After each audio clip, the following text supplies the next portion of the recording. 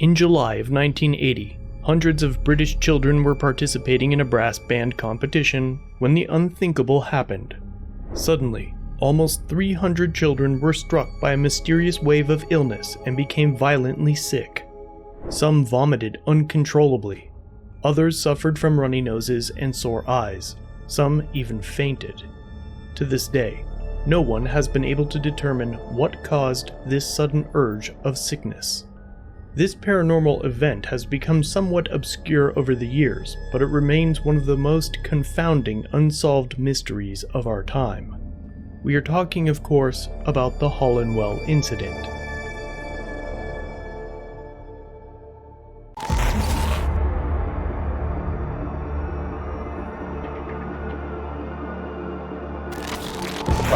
$51 million people entering another surveillance camera capturing the unidentified flying object. lockdowns and mass testing.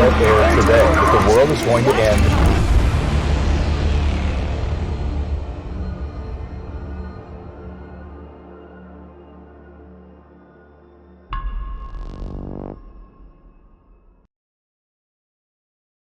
On July 13th of 1980, 500 children gathered at the Hollinwell showground in North Hampshire, England.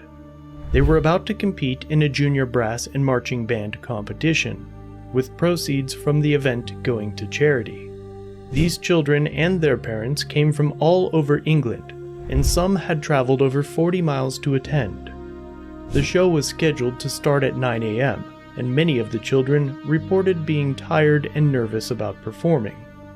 At 10:30 a.m., children started dropping like flies. The onset of symptoms was sudden and without warning. No one could see anything that could have caused such a reaction. According to one parent, the kids were falling down like 9 pins. The phenomenon seemed to spread across the massive crowd in a wave. The children suffered a range of symptoms, including vomiting, sore eyes, sore throat, and dizziness. Some even lost consciousness. One girl later stated, "My legs and arms felt as if they had no bones in them, and I had a bad headache." Other children echoed these sentiments, stating that their bodies felt like jelly. The sickness began to spread to adults and babies as well.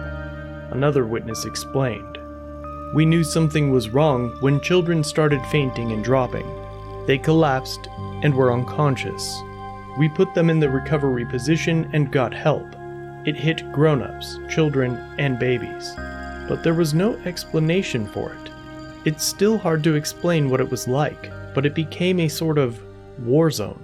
There were children dropping like flies. They seemed to be collapsing for no reason. Panic spread through the site, but it wasn't like screaming and shouting. It was a strange feeling. Everyone was really worried because we didn't know what was happening." First responders quickly sprang into action and transported 259 victims to nearby hospitals, but doctors were at a loss to explain the illness. As far as they could tell, these individuals were not suffering from any known sickness. 9 children were kept overnight as their symptoms were especially severe.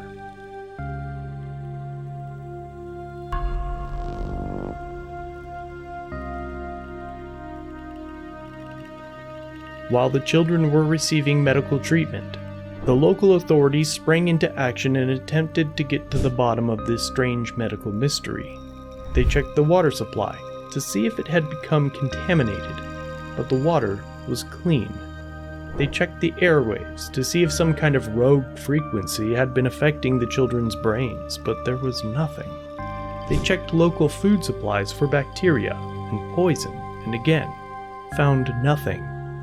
With few other options, the local authorities checked with local farmers to see whether they had been spraying pesticides nearby. This, it seemed, was a somewhat likely explanation. Local farmers had been using a pesticide called tridmorph, which the British government later banned. The World Health Organization classified tridmorph as moderately hazardous, but in the end, the local authorities chose a much safer explanation: mass hysteria. According to the official inquiry, these kids spontaneously started displaying psychosomatic symptoms which spread quickly. In other words, it was all in their head, a mass psychosis event that may have been sparked by anxiety or fatigue. Of course, the victims didn't agree. One stated, "It was like a nasty, burning taste in my throat, and my eyes and nose started tingling. I can remember getting home that night, and the next thing I knew, I was in Chesterfield Hospital. I remember it vividly, and I can honestly say that whatever it wasn't mass hysteria. I was a fireman and a miner. Do you really think I'd be bothered by mass hysteria? What bothers me most is that we never got a proper answer." But the authorities would not change their stance, and they seemed eager to simply dismiss it, move on, and sweep the entire incident under the rug as quickly as possible.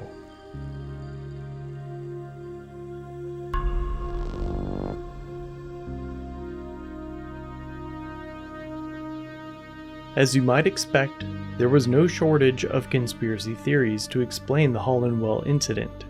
First, let's return to the theory that almost became the official explanation: pesticide poisoning. Many researchers have looked into this, including a specialist from the Nottingham University. The specialist later stated, "There have been cases in America where children have reacted in a hysterical way to pesticides. It's usually the smell of the pesticide which triggers the reaction. But it's highly unlikely that Tridmorph would have caused the children to collapse if they've been exposed to it directly, given that it isn't harmful to non-pregnant adults or children, and it was sprayed in a field several hundred yards away 2 or 3 days before. So if it wasn't pesticide poisoning, then what caused all these kids to drop like flies?" Another popular explanation is that the food or water supply was tainted somehow, but many have pointed out that the effects of food poisoning do not manifest suddenly, and it can take days before you feel it. One of the most obscure theories is that someone put acid in the water supply. Perhaps many of the kids drank from the same water cooler, or maybe water bottles were being handed out from a central source. But the effects of LSD wouldn't have hit all the kids at the same time. Some would have felt the effects earlier than others, while some might not have felt anything at all. Another researcher from Nottingham, Trent University, looked into the matter and came up with an equally crazy theory. According to this scientist, someone combined different cleaning products when trying to unblock a toilet at the event. These cleaning products combined to create a chlorine gas, which swept across the crowd and caused symptoms such as sore eyes and burning throats. But perhaps the wildest theory involves a secret test allegedly carried out by the British military. According to some, this gathering of 500 children in the middle of a field was the perfect opportunity for the military to test out some kind of biological or chemical weapon.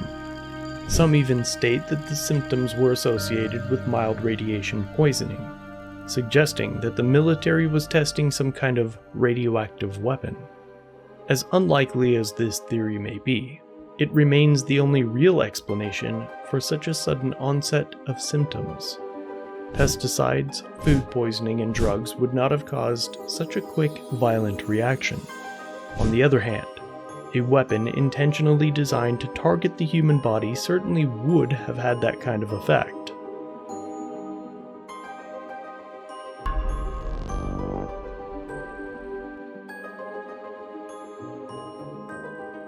In the end, it's unlikely that this mystery will ever be solved.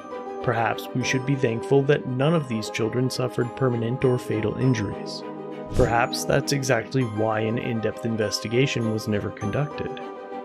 Maybe the authorities intentionally covered up the truth, and in the end, we'll never know for sure.